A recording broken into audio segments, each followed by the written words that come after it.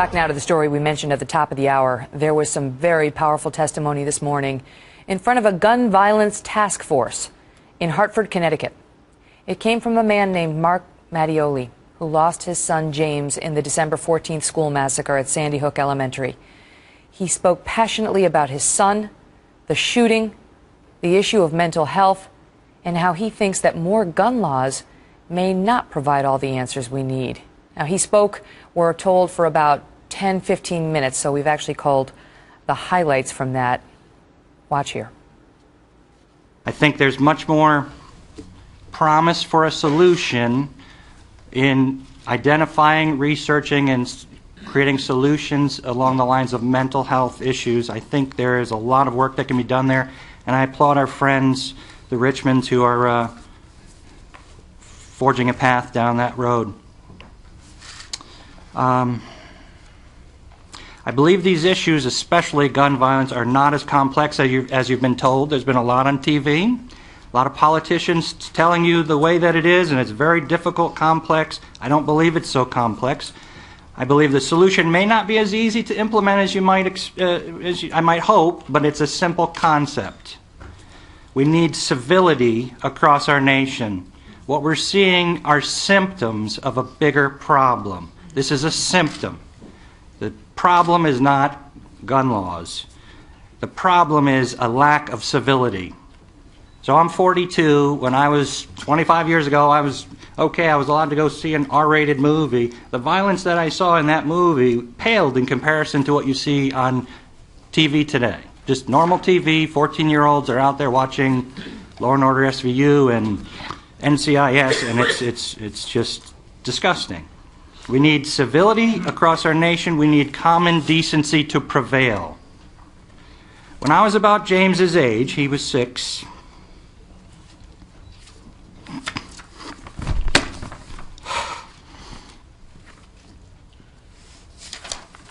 Let me change the subject for a moment.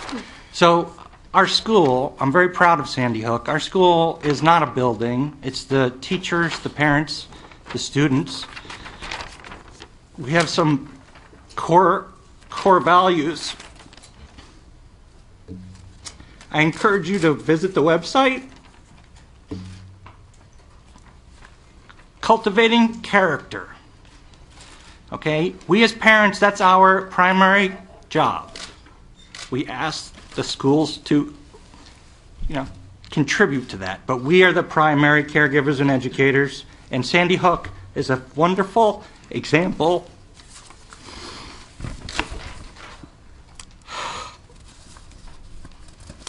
Okay, back to me at age 6.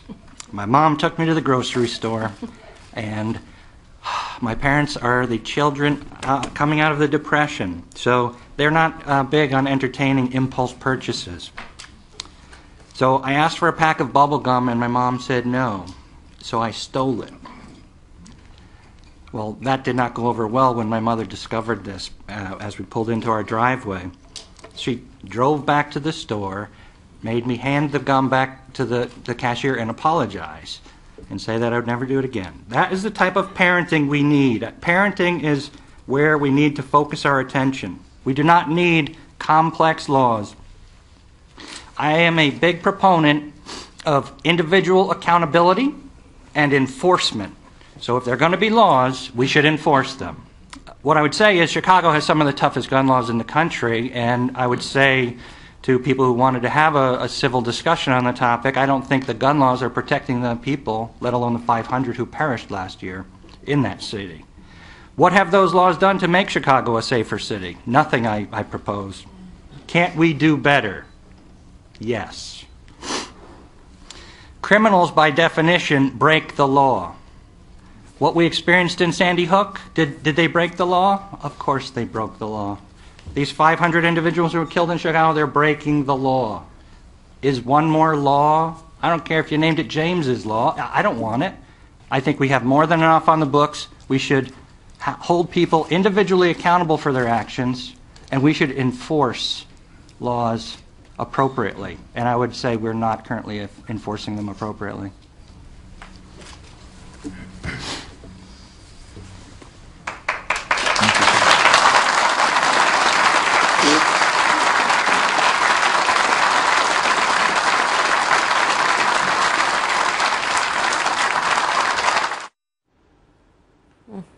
That poor father. You can just imagine. I mean, it's been just barely a month since his son was murdered in his first grade classroom. Little James Mattioli dead at age 6. Joining me now, Brad Blakeman, the former deputy assistant to President George W. Bush, and Julie Roginski, who's a Fox News contributor and former political advisor to New Jersey Senator Frank Lautenberg. Wow. Just your reaction, Brad, to what a powerful voice. A powerful, reasoned, common sense approach from a man who has everything to be bitter about, but he wasn't bitter at all. I'm a victim of gun violence. I was almost kidnapped when I was 18. We had a shootout up at our house. The two guys who perpetrated the crime against me and my mom, they didn't have legal guns. But my position on gun control is the same as Mr. Mattioli. He has a much harder cross to bear. He lost his son James. I'm here.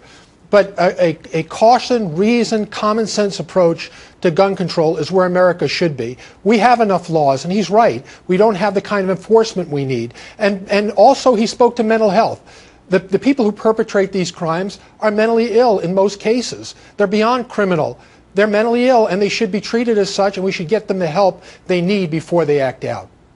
You know, Julie, if nothing else, does this just add an important new voice to the debate? Because so many who are in favor of gun control have been somewhat dismissive of the other side and their motives.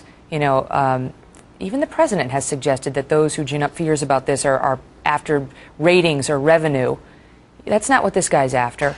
No, and quite honestly, I'm having a hard time trying to keep it together right now because as a mom and as I just, I have all the respect in the world for this man 6 weeks after the biggest tragedy that could possibly happen to a father, to go out there and to say what he said. I respect it. I don't necessarily agree with everything that he said, but far be it from me or for anybody who hasn't walked in his shoes to criticize anything that he's saying.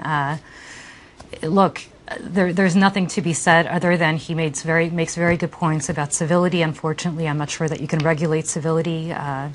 These kinds of tragedies happen, and then people kind of move on and go back to the status quo of what it used to be. I happen to believe we do need some more sensible gun laws. For example, universal background checks, which even the majority of NRA members support. I think those are a good idea. But look, he's right that we need to discuss these civilly. And again, far be it for me or for any of us to even comprehend what this man has been going through in the past 6 weeks. I mean, you saw some other parents from Newtown backing the president, Brad, last week, and even the president flanked by children when he made his gun control announcement. And yet, Mark Mattioli reminds us that there are entirely reasonable people who are hurting directly as a result of horrific gun violence who see this issue a very different way. Absolutely. And he didn't get up on a soapbox and try and proselytize his views based on his own personal experience with the death of his son James. Quite the contrary. He laid out a good case, better than anybody I've heard so far, as to how we should approach the problem of gun violence in America. It should be, yes, civil, but it also should be factually based. And we have enough laws on the books now if we chose to execute on those laws and make them in word what they mean in action. And he gave a powerful demonstration today at that hearing. I hope that a lot of people not only see it, but read his testimony, and that something is done proactively in the line of his response, that we're not going to go willy-nilly like they've done in the Senate with the senator's bill from California. That, it's amazing to me that the senator could get a bill on gun control, yet they can't seem to get their act together on a budget.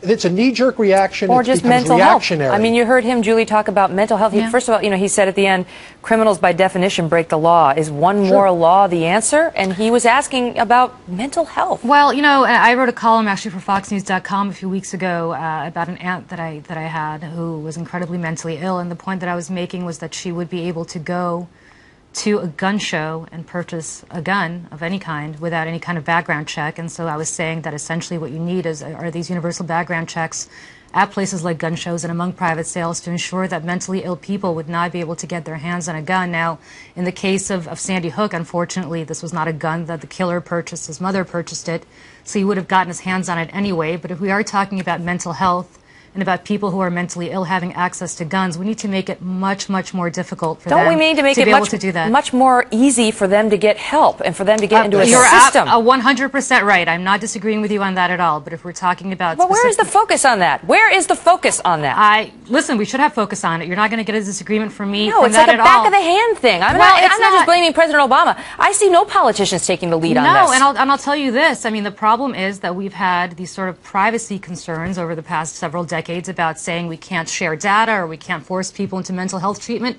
Of course we can. People who are generally mentally... We used to do it all the time. We can do it and we should do it. People who are genuinely, a danger to society, absolutely we should. And you're right about that. Yep. Listen, thank you both so much for being here for Reaction. Thanks. We appreciate it.